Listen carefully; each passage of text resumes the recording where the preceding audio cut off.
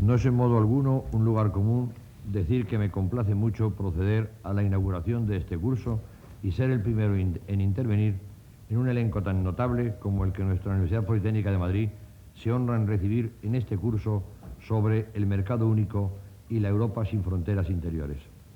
Ni tampoco quiero dejar de asegurar seguidamente que se trata de una de las iniciativas de las que más satisfecho me encuentro personalmente. Creo y estoy convencido de que va a ser un curso excelente, tanto por la calidad y prestigio de los profesores como por la de los alumnos y asistentes y como por la materia a considerar que es nada más ni nada menos que la Comunidad Europea, la Europa de la que formamos parte, la que estamos construyendo, según el título de la primera lección de este curso, la que dentro de unos pocos minutos nos expondrá con pleno conocimiento de causa el secretario de Estado para las Comunidades Europeas, Carlos Westendorf. La Comunidad Europea era, como les decía y repito ahora finalmente, la ensoñación de las libertades. La Europa de manera única es ahora la conquista de los niveles de prosperidad y bienestar en su sentido más amplio, prosperidad cultural y científica, de respeto a las opiniones ajenas, de interés y ayuda a los países más necesitados y no solamente de prosperidad económica y por el mero afán de figurar entre las naciones más confortables, sólidas y estables del continente. Señores profesores, señores alumnos, queda oficialmente inaugurado este curso.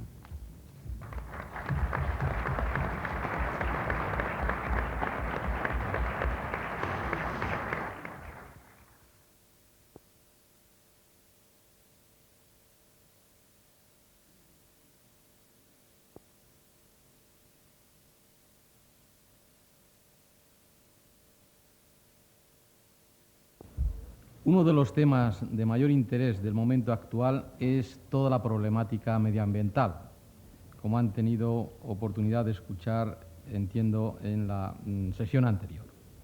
El interrogante clave es conocer si es posible desvincular crecimiento económico de polución medioambiental en cualquiera de sus formas. En caso afirmativo, se plantea cómo hacerlo y en caso negativo, por qué objetivo optar, o mejor, cuánto crecimiento estamos dispuestos a sacrificar a fin de tener una mejor calidad medioambiental. Este problema se ha planteado en unos términos muy sumarios y yo diría densos. La forma más frecuente de referirse a él es en términos de cómo lograr un desarrollo sostenido, terminología que fue ideada en el contexto de la teoría económica para explicar las decisiones de ahorro, inversión y crecimiento, que es a lo que en gran medida se reduce el problema medioambiental. Cómo utilizar los recursos naturales que pertenecen no solo a las generaciones actuales, sino a las numerosas generaciones venideras, de forma que el bienestar o el crecimiento, tanto cuantitativo como cualitativo, que de estos recursos se obtiene hoy, no comprometa el que necesariamente se ha de obtener mañana y pasado. Es lógico entender que el problema medioambiental sea del máximo interés para los políticos y los gobiernos, para las industrias y, sobre todo, para los ciudadanos. Mi intervención se va a centrar no en el problema medioambiental en general, sino en sus interrelaciones con la energía. Volviendo al planteamiento inicial sobre en qué grado están vinculados el crecimiento económico y la polución ambiental, nuestro interés más concreto se centra en los problemas que hay que afrontar cuando uno se plantea cómo se puede crecer más con menos consumo energético y cómo se puede producir, transformar y consumir energía minimizando la polución ambiental. Es conveniente iniciar nuestras reflexiones recordando ciertos datos que hablan por sí solos de la importancia, gravedad y evolución futura del problema. La población mundial aumenta cada año en 92 millones de personas. De este total, 88 millones de seres humanos pertenecen a países en desarrollo. El mayor crecimiento de consumo energético proviene de estos países en vías de desarrollo, con un crecimiento anual previsto de entre el 5 y el 6%. Mientras que en 1970 estos países demandaban 16 millones de barriles día equivalentes de petróleo, el 15% del consumo mundial, en 1990 su demanda se ha más que doblado, representando el 27%. Las divergencias entre los consumos energéticos per cápita entre los países desarrollados y en desarrollo deben reducirse necesariamente. En el caso concreto de la electricidad, Bangladesh, por ejemplo, consume menos de 100 kilovatios hora anualmente, mientras que Noruega consume más de 25.000 kilovatios hora anualmente. El consumo energético mundial es en la actualidad de 8.000 millones de toneladas equivalente de petróleo año, con un crecimiento anual del 2%, de los que el 95% proviene de combustibles fósiles, contaminantes. El dióxido de carbono que retiene el calor en la atmósfera ha crecido respecto a la época preindustrial en un 26% y se prevé que continuará creciendo. En torno al 25-30% del dióxido de carbono que se encuentra en la atmósfera proviene de la generación de electricidad en centrales alimentadas con combustibles fósiles. En torno al 65% de las emisiones de dióxido de azufre y al 30% de las de óxido de nitrógeno proceden también de la generación de electricidad. Desde 1980 se han producido 6 récords de elevación de temperatura de la superficie de la Tierra. Se afirma que la capa de ozono del hemisferio norte está disminuyendo al doble de velocidad de lo que preveían los científicos hace algunos años. Todos estos hechos dan una visión pesimista de la situación y de su evolución en un futuro. El pesimismo viene aún más reforzado por las dificultades que existen para poder llegar a acuerdos sobre cómo instrumentar medidas dirigidas a dar solución a los llamados problemas de dimensión global o planetaria, como es el caso del efecto invernadero. Entre estas dificultades se encuentra en primer lugar el hecho de que para países en vías de desarrollo, que son los que más van a hacer crecer el volumen de emisiones contaminantes a la atmósfera, el problema prioritario no es la contaminación, sino la pobreza. En segundo lugar, los países que, como los de la CE, están en condiciones de poder reducir sus emisiones y que, de hecho, pueden llegar a un acuerdo en lo que se refiere a niveles de emisión para ese conjunto de países, encuentran serias dificultades para asignar quién asume los costes de la estabilización, limitación o reducción de las emisiones. Estas dificultades provienen del hecho de que los beneficios del control de las emisiones los reciben todos, mientras que los costes solo los soportan aquellos que limitan o reducen sus emisiones, y solo en la medida en que las limiten o reduzcan. Estamos, en alguna forma, ante el caso típico de un bien público o del conocido free rider. Existen otro tipo de dificultades que el estado actual de la técnica, sabiamente, yo diría, nos esconde. Los efectos de un cambio climático no serán iguales para todos los países. Es más, posiblemente habría zonas que se verían beneficiadas por la agudización del efecto invernadero. La pregunta entonces es, ¿también estos países deben pagar por evitarlo? Lo que claramente esta prueba es una solidaridad internacional de una parte e intergeneracional de otra. Antes de acabar estas consideraciones generales, permítanme ser optimistas. Confiemos en los desarrollos tecnológicos. Eso sí, confiemos no pasivamente, sino de una manera activa. Hasta ahora la tecnología ha ido dando solución a los problemas planteados. Por otra parte, no es correcto plantearse la dicotomía en forma maniquea de lo natural y bello contra lo antropogénico y destructor. De lo que se trata es de considerar los beneficios y costes no solo privados, sino sociales, de las decisiones de todos los agentes, de manera que todos ellos contribuyan al logro de un desarrollo sostenido. Voy a intentar ahora hacer una lectura medioambientalista del Plan Energético Nacional, con la pretensión de que tras ella se pueda valorar en sus justos términos el importante esfuerzo que se hace en la reciente planificación energética por incorporar las restricciones, o mejor, objetivos medioambientales a todas las decisiones de política energética. Quiero resaltar, en primer lugar, la puntualidad con que la planificación energética ha atendido la necesidad de tener en cuenta los objetivos medioambientales. La primera vez que la Comunidad Económica Europea ha recogido la necesidad de contemplar los problemas medioambientales de una forma global en la política energética comunitaria ha sido hace solo un año. Por tanto, el planteamiento global realizado en el PEN nos sitúa en unas condiciones que nos van a permitir abordar sin desequilibrios y a tiempo los compromisos derivados del ámbito internacional. Para comprender el alcance de los objetivos medioambientales formulados en el PEN 91, es necesario conocer la situación medioambiental de nuestro país respecto a la de otros países miembros de la CE en lo que a energía y medio ambiente se refiere. El dato más significativo es que las emisiones de gases contaminantes, SO2, NOx y CO2, per cápita o por kilómetro cuadrado en España son muy inferiores a las de la media comunitaria. El porcentaje de dichas emisiones en España sobre el total de la CE es inferior al peso relativo de su población o de su superficie, al igual que en el caso de Francia, Irlanda, Grecia y Portugal. Atendiendo a esta situación, España ha mantenido que la política de estabilización y reducción de emisiones de gases contaminantes a la atmósfera para el conjunto de la CE debe hacerse teniendo en cuenta la situación de partida de cada uno de los países miembros. Ello quiere decir que los objetivos medioambientales para cada país deben establecerse de forma que a largo plazo exista una calidad ambiental semejante en todos ellos, desapareciendo gradualmente las divergencias existentes de los ratios de emisiones per cápita. De esta forma, teniendo en cuenta la relación entre crecimiento económico y consumo energético, se lograría también una aproximación de los distintos niveles de desarrollo económico.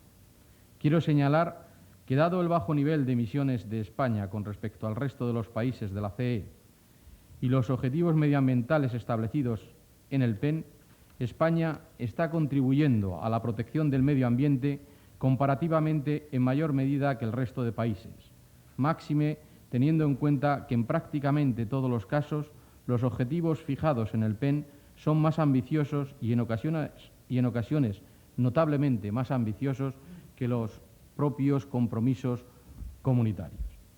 A la hora de valorar esta situación es muy importante tener presente que además en el caso de España existen dos condicionantes de partida de gran incidencia en la problemática medioambiental y que han sido tenidos en cuenta a la hora de establecer los objetivos medioambientales.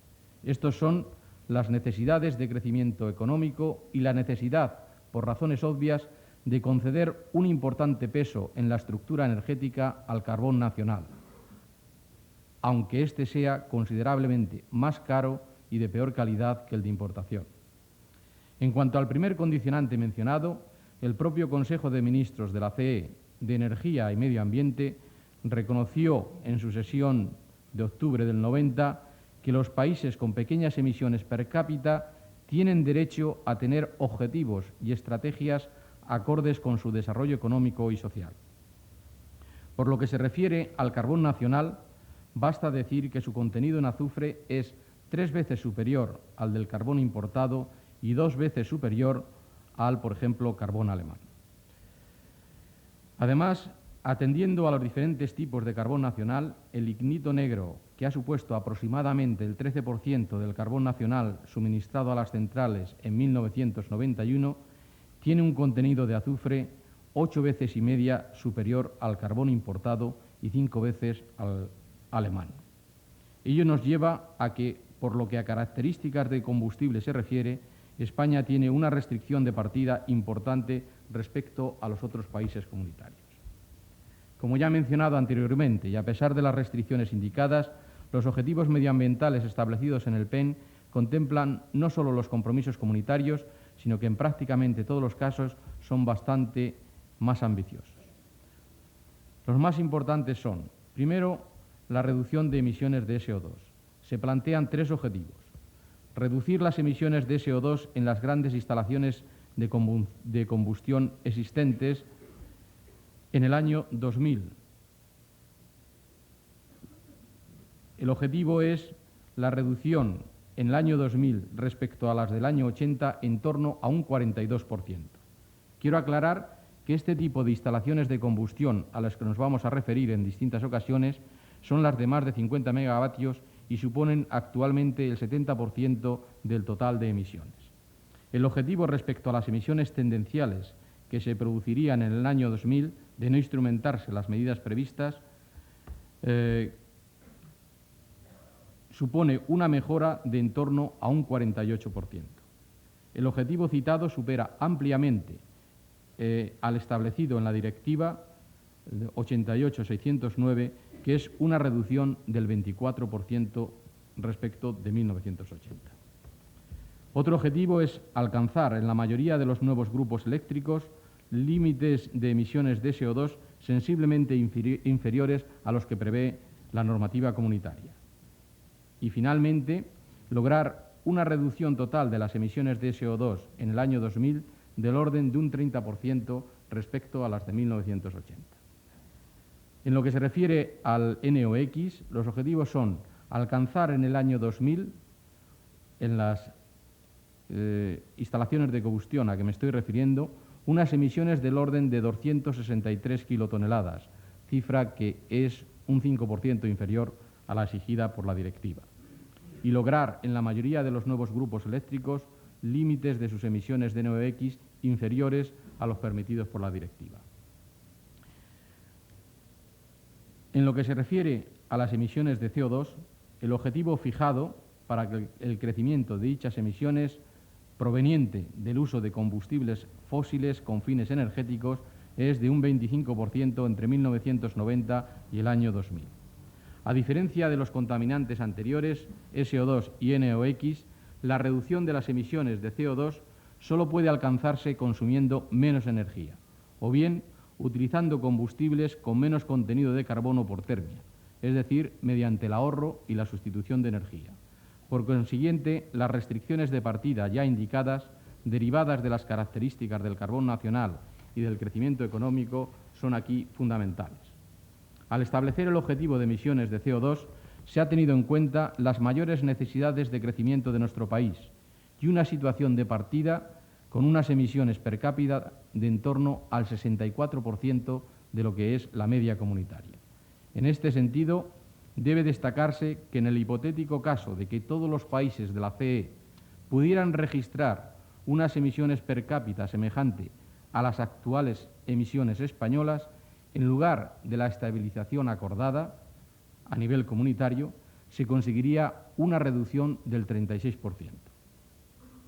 Otro objetivo medioambiental establecido en el PEN es la mejora de la calidad de los productos, garantizando a los ciudadanos españoles una calidad de los productos petrolíferos semejante a las que disfrutan los consumidores de los países de la CE.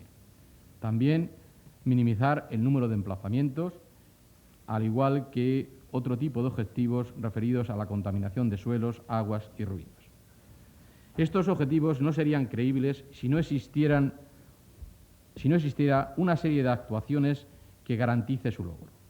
Voy a referirme en líneas generales a las más importantes, como son las relativas a la estructura del nuevo equipamiento eléctrico, a la decisión de los combustibles a utilizar en las centrales existentes, a las inversiones dirigidas al logro de una combustión más limpia, al programa de ahorro y eficiencia energética y también a los esfuerzos y recursos que se dedican al I+D energético en relación al medio ambiente. Una de las decisiones más importantes contenidas en el Plan Energético Nacional, aprobado por el Gobierno el pasado mes de julio, es la relativa a la composición o estructura del equipamiento eléctrico que habrá que añadir al actual parque de generación para satisfacer la demanda de energía eléctrica en el periodo 1991-2000. Es claro que la composición del equipamiento eléctrico determina de forma muy importante cuáles vayan a ser las emisiones de los distintos contaminantes atmosféricos provenientes del sector eléctrico en los próximos años. Voy a referirme por separado al nuevo equipamiento eléctrico y al parque existente. En lo que se refiere a las inversiones futuras contempladas en el PEN, difícilmente, entiendo yo, puede concebirse un equipamiento de generación eléctrica que minimice en mayor medida las emisiones. Quisiera detenerme en este tema, puesto que en las opiniones y valoraciones que se han hecho del Plan Energético Nacional sobre este punto, creo que no ha sido suficientemente valorado. El aumento de potencia previsto en el PEN es de 8.377 megavatios. De esta potencia, la importación de Francia, que no produce contaminación atmosférica alguna en nuestro país, significa un 12%. La hidráulica, también de nulo efecto contaminador, significa un 11%. La autoproducción, que incluye 1.263 megavatios de cogeneración y 1.189 de renovables, con emisiones nulas en este último caso y mínimas en el caso de la cogeneración, supone un 30% del total del equipamiento. El resto del equipamiento al que me voy a referir con algo más de detalle y que sí produce emisiones es el gas natural, un 25% de la nueva potencia, el carbón nacional, entre 1.338 y 998 megavatios, es decir, entre un 16% y un 12% de la potencia total, y el carbón de importación entre 550 y 900 megavatios, es decir, entre un 7 y un 12% del total de la potencia a instalar. Todos estos datos ponen de manifiesto que más de la mitad, el 52%, del equipamiento eléctrico nuevo no emite gases contaminantes. Pero quiero también detenerme con algún detalle en el equipamiento que sí produce emisiones: el carbón nacional y de importación de una parte y el gas natural de otra. En lo que se refiere al carbón nacional, lo primero a señalar es que la cifra que estamos manejando en el PEN es 1.338 megavatios y constituye un máximo. Como se advierte en el PEN, podría suceder que las reservas de carbón nacional no fueran suficientes para cubrir la potencia de los 1.338 megavatios, y en ese caso, la primera opción a considerar para sustituir alguno de esos grupos sería la construcción del grupo 3 de la central de carbón de importación de Almería, de mejor calidad de importación medioambiental.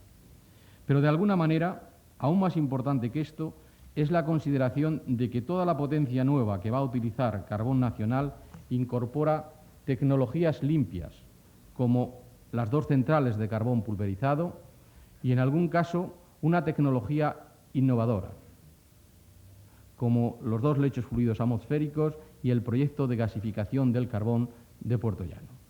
El interés de este último proyecto reside en la puesta a punto de la tecnología de gasificación integral en ciclo combinado como un desarrollo auténticamente europeo, que permitirá quemar carbones con un amplio rango de contenido tanto de azufre como de cenizas. Esta tecnología permitirá obtener rendimientos térmicos del orden del 45%, muy superior al de las tecnologías actuales, que son inferiores al 35%.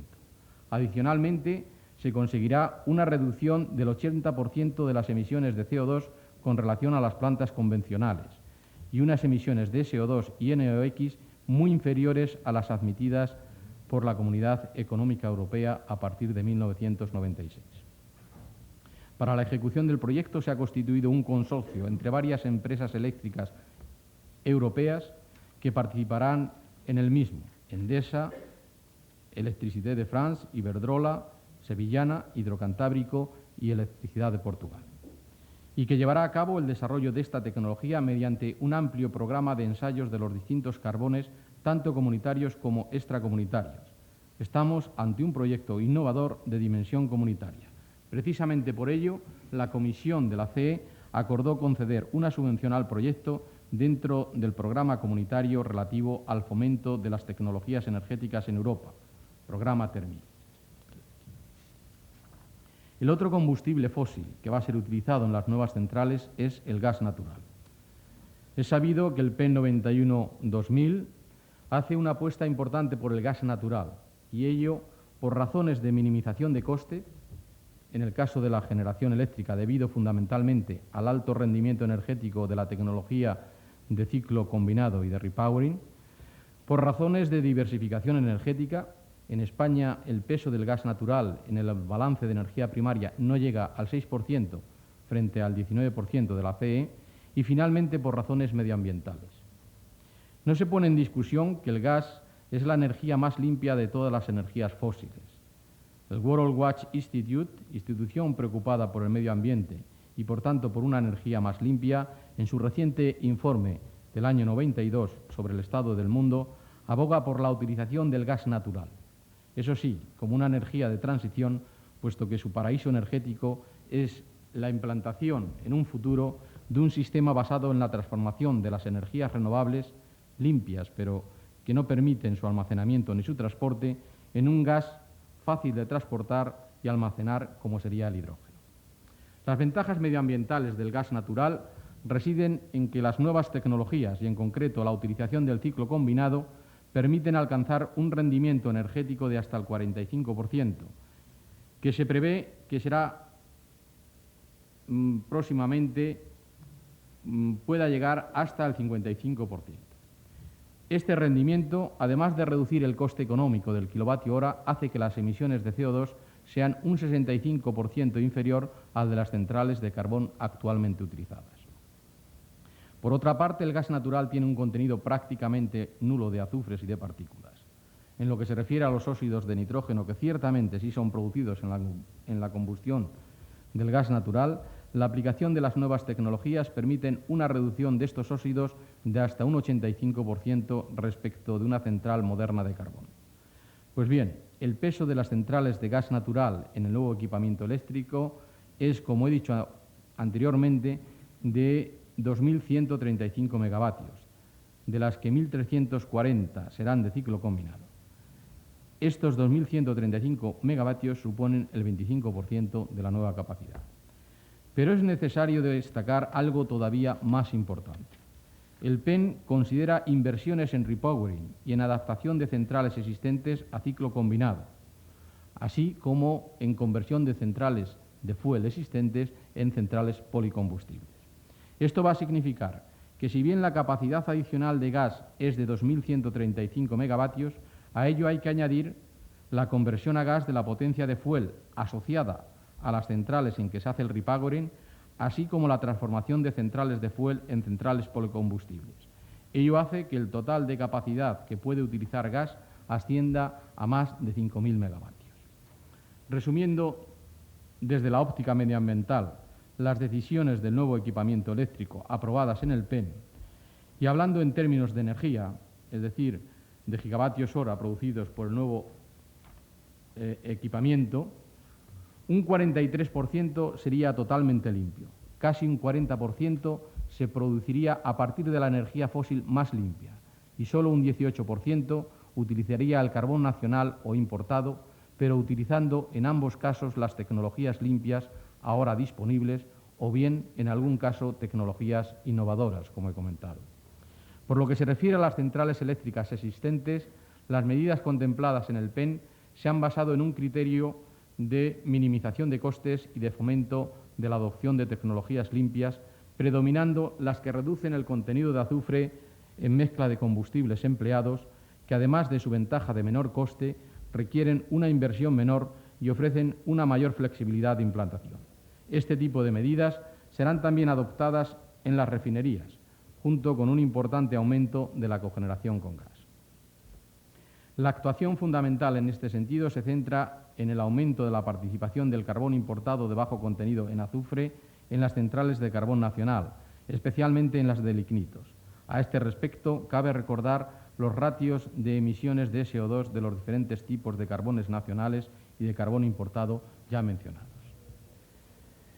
El Plan Energético Nacional incorpora por primera vez un plan de ahorro y eficiencia energética, cuyo objetivo es lograr una utilización más racional de la energía a través de actuaciones que aseguren un menor consumo de energía para los mismos niveles de actividad económica y bienestar, y la promoción de nuevas modalidades energéticas como son la cogeneración y las energías renovables, actuaciones que tienen en sí misma una importante incidencia sobre la conservación del medio ambiente.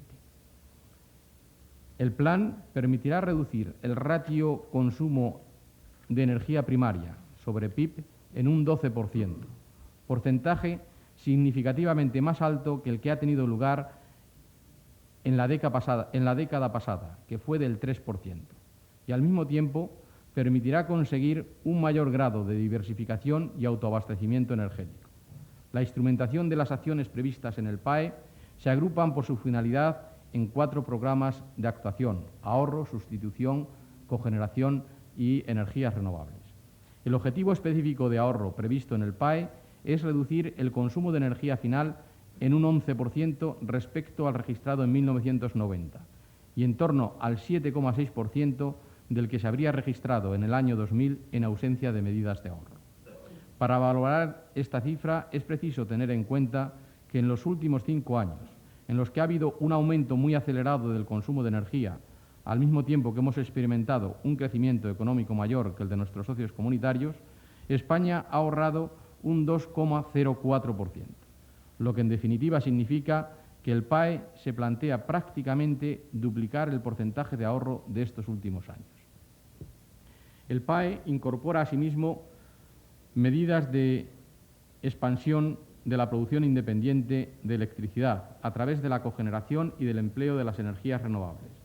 Esta actuación permitirá que la producción eléctrica independiente pase del 4,5% actual al 10% en el año 2000, lo que nos acercará a la media europea, que solo en producción independiente por cogeneración alcanza en la actualidad un 8,5%.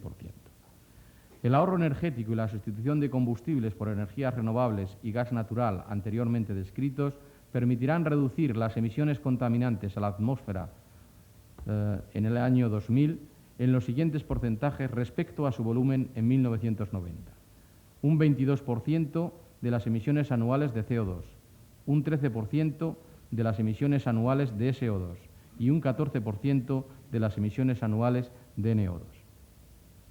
La inversión total necesaria para alcanzar los objetivos de ahorro y eficiencia energética descritos se estima en más de 1 billón de pesetas, de los que un 43% corresponde a ahorro en sentido estricto, es decir, disminución de la demanda de energía final sin afectar a los niveles de actividad económica o bienestar, un 41% a desarrollo de producción eléctrica independiente, renovables y cogeneración, y un 16% a sustitución de productos petrolíferos y carbón por gas natural con objeto de mejorar la eficiencia energética y reducir el impacto medioambiental.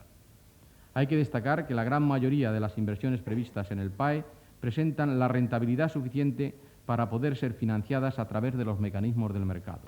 De hecho, los recursos públicos requeridos para alcanzar los objetivos del PAE suponen solo un 19% de la inversión total, si bien es un 19% de 1 billón de pesetas.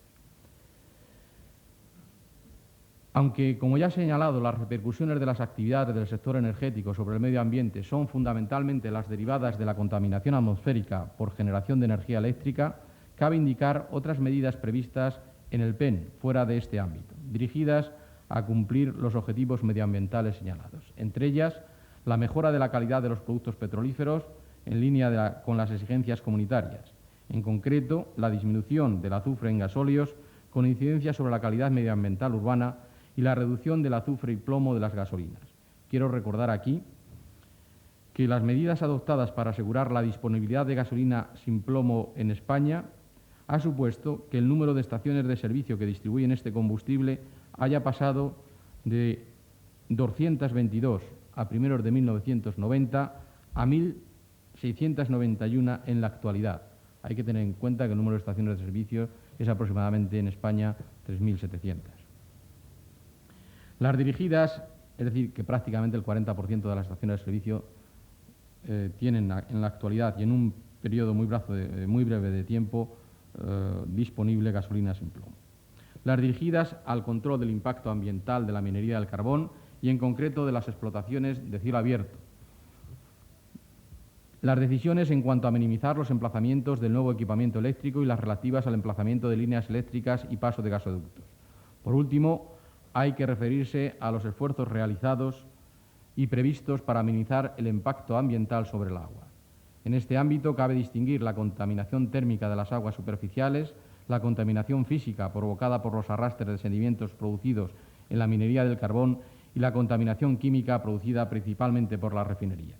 Este último efecto se encuentra muy disminuido debido a las inversiones realizadas o realizándose en las instalaciones para poder disponer de plantas de tratamiento de vertidos, aguas residuales, hidrocarburos y aceites. La importancia del I+D en la resolución de la problemática medioambiental en el sector energético juega un importantísimo papel, principalmente de cara al futuro, tal y como se destaca en el PEN. Quizá valga la pena recordar aquí que existe un importante sistema de investigación energética en nuestro país.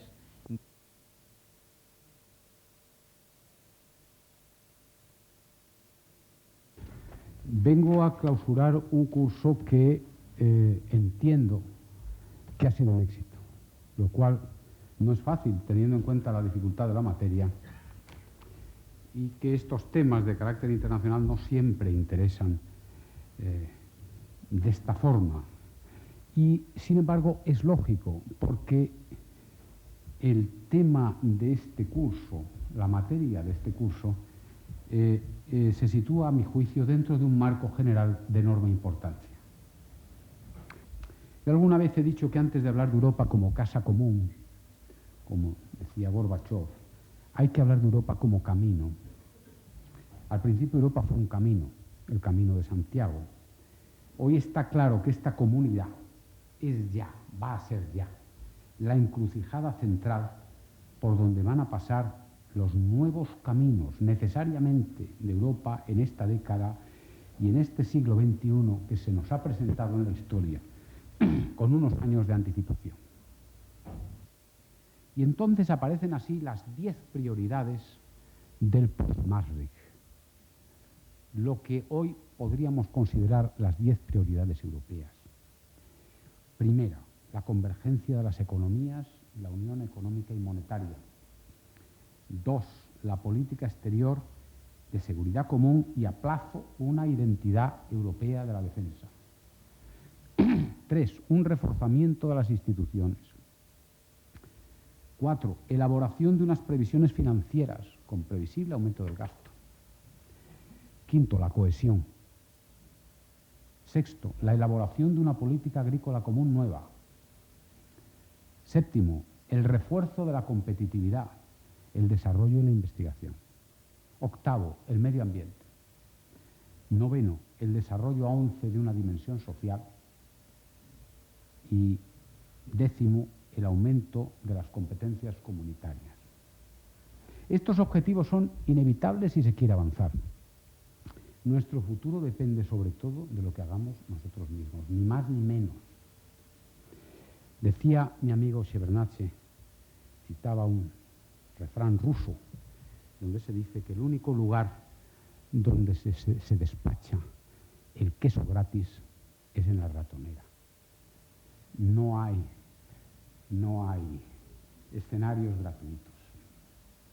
Por eso este seminario yo lo hemos interpretado así, como una convocatoria en un lugar idóneo, que es la universidad, para un público que puede entenderlo, de profesores y estudiantes, porque es cierto, como se había dicho, que el mañana es nuestro, pero el mañana no espera, sino que sencillamente pasa ahora delante de nuestra puerta. Mañana es hoy.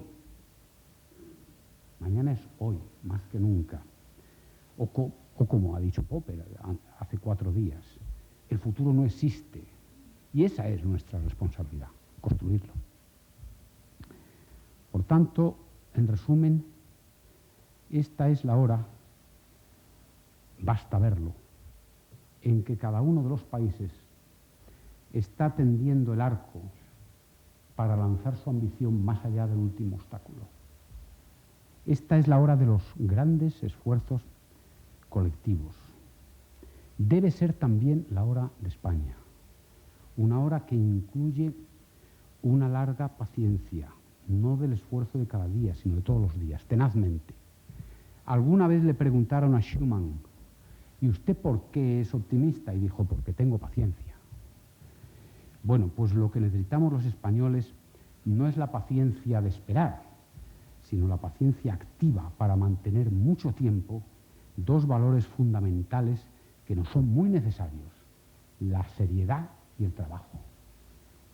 Ese es el mensaje de este curso, que la respuesta depende de nosotros, y hasta donde hayamos sido capaces de transmitir esta idea y el conjunto de ideas que las desarrollan, nos sentiremos satisfechos En cualquier caso, nos sentimos muy agradecidos por la presencia de ustedes durante este curso. Muchas gracias.